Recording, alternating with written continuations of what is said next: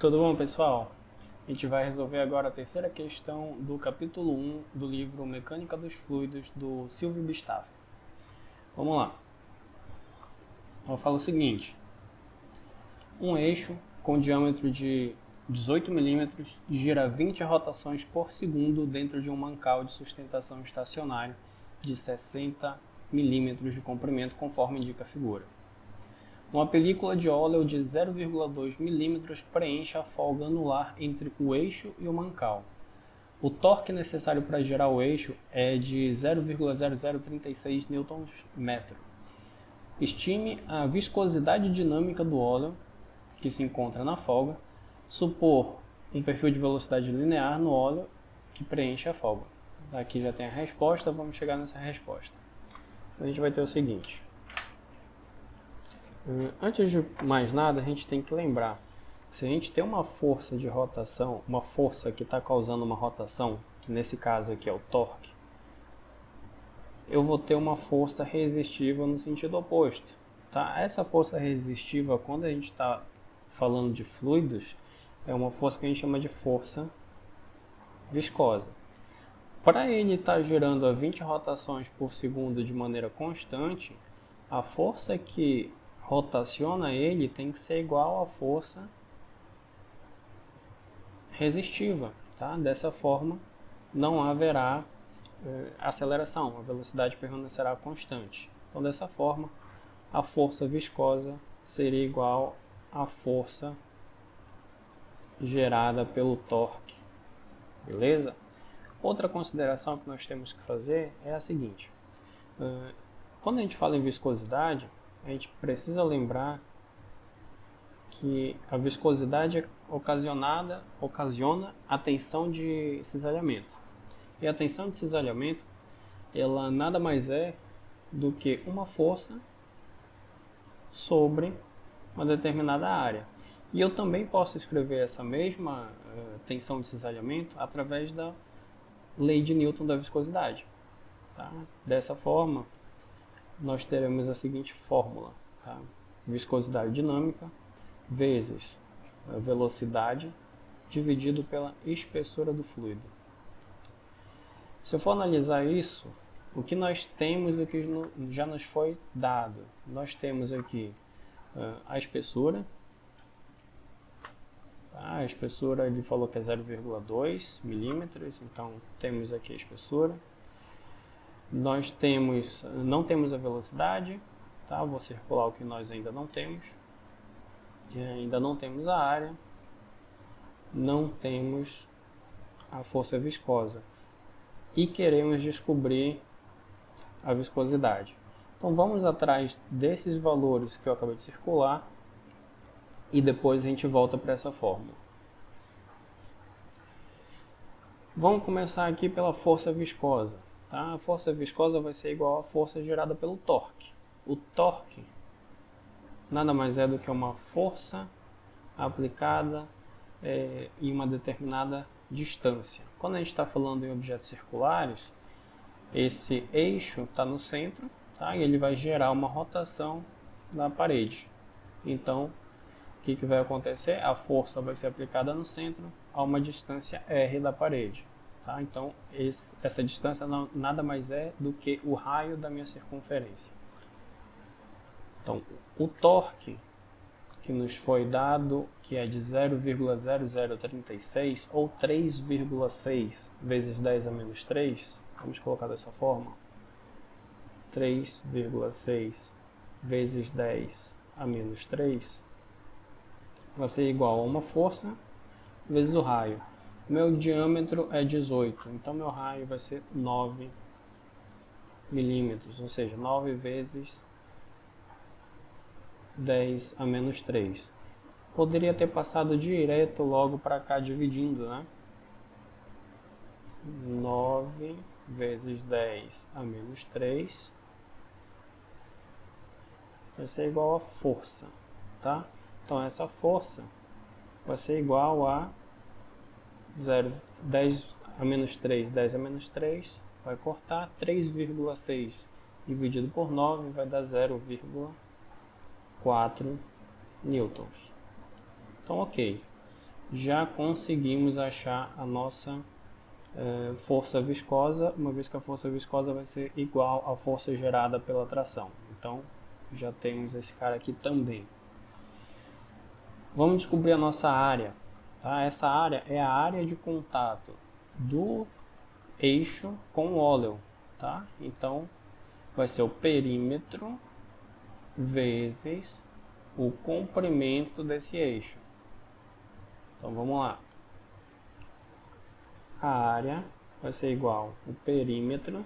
Perímetro de uma circunferência é π vezes d, vezes o comprimento desse eixo. Tá?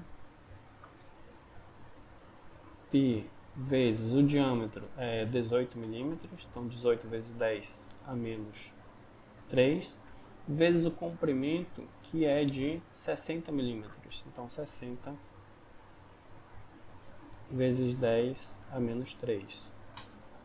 Essa área vai ser igual a aproximadamente 3,39 vezes 10 a menos 3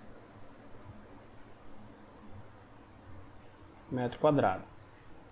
Então vamos lá, já temos a nossa área. Tá? Voltando para cá, já temos a área, temos a força. Falta então ainda a velocidade. O que ele fala para a gente sobre a velocidade? Ele fala que ele está sendo rotacionado a uma velocidade de 20 rotações por segundo. Tá? Então, a gente tem 20 rotações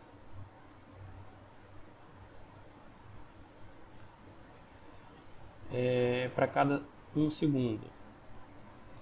Isso significa dizer o seguinte, tá? Para transformar isso para unidade do SI, eu preciso saber que uma rotação, uma volta completa, é a mesma coisa que 2π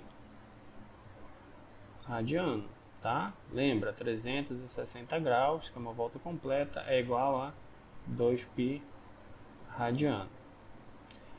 Se eu estou dando 20 voltas completas para cada segundo, significa que eu estou dando 20 vezes 2π radiano por segundo.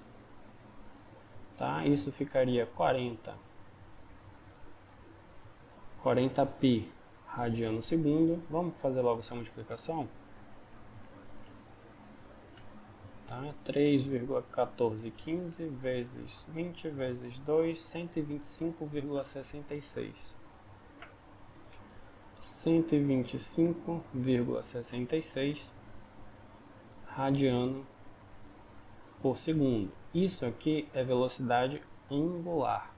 Na fórmula ele não me pede velocidade angular, ele está me pedindo velocidade linear.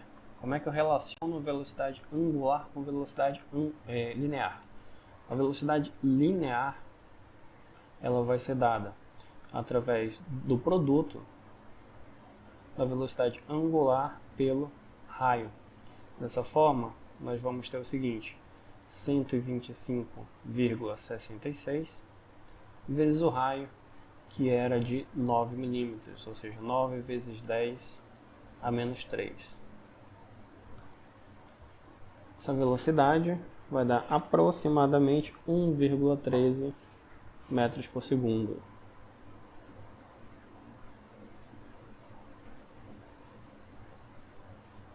Beleza? Então, analisando novamente aqui a nossa primeira fórmula, nós temos agora tudo que a gente precisa e a única incógnita vai ser justamente a viscosidade dinâmica. Então vamos lá. Vamos repetir a fórmula aqui.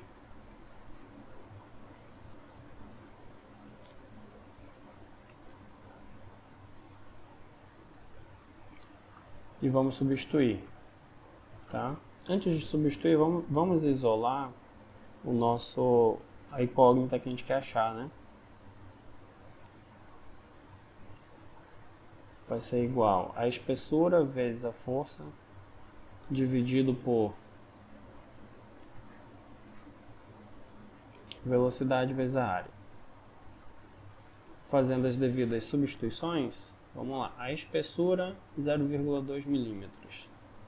Então, 0,2 vezes 10 a menos 3. Vezes a força gerada pelo torque, que vai ser igual à força viscosa, 0,4.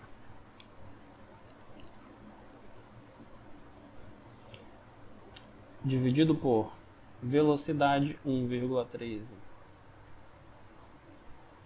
É a área, 3,39 vezes 10 a menos 3.